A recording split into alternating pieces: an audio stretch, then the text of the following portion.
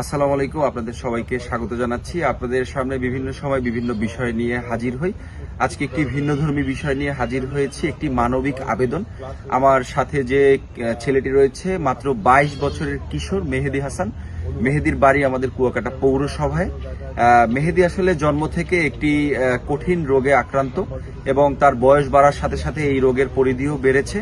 জন্ম থেকেই তার হার্টের সমস্যা ছিল, হার্টের ছিদ্র ছিল এবং তার বয়স যখন বাড়তে শুরু করেছে, তার বয়স বাড়ার সাথে সাথে তার সমস্যাটাও এখন প্রবল আকারে বেড়েছে।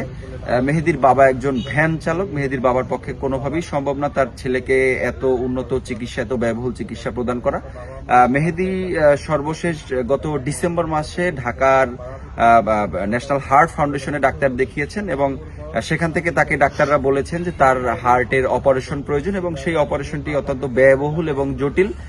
6 থেকে 7 লক্ষ টাকা প্রয়োজন তার এই অপারেশনে। কিন্তু মেহেদীর পরিবারের পক্ষে এই টাকা যোগান দেওয়া কোনোভাবেই সম্ভব না।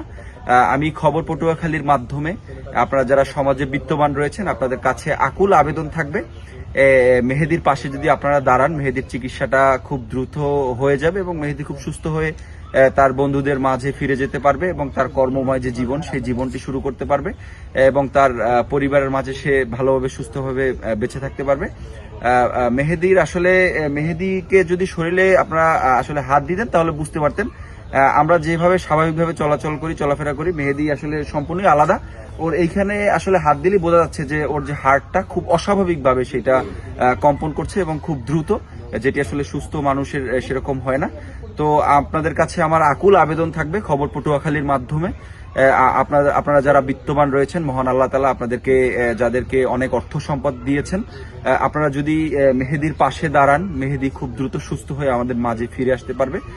তো আপনাদের কাছে এটাই আমার বারবারই বলছি যে আপনাদের কাছে আকুল আবেদন, সকলের কাছে অনুরোধ থাকবে, যদি আপনারা পারেন মেহেদীর পাশে দাঁড়াবেন। আমি মেহেদীর নাম্বার এবং ওর বাবার নাম্বার আপনাদেরকে দিয়ে দিব কমেন্ট সেকশনে, এবং বিকাশ, নগদ এবং ব্যাংকিং যে নাম্বারগুলি রয়েছে সেগুলো আপনাদেরকে আমি দিয়ে দিব, যাতে আপনারা যারা চান ওর পাশে দাঁড়াবেন, যতটুকুই সম্ভব না কেন, যে যতটুকু পারেন ওর পাশে দাঁড়াবেন। ওর জন্য ভালো হবে, পরিবারের জন্য ভালো হবে।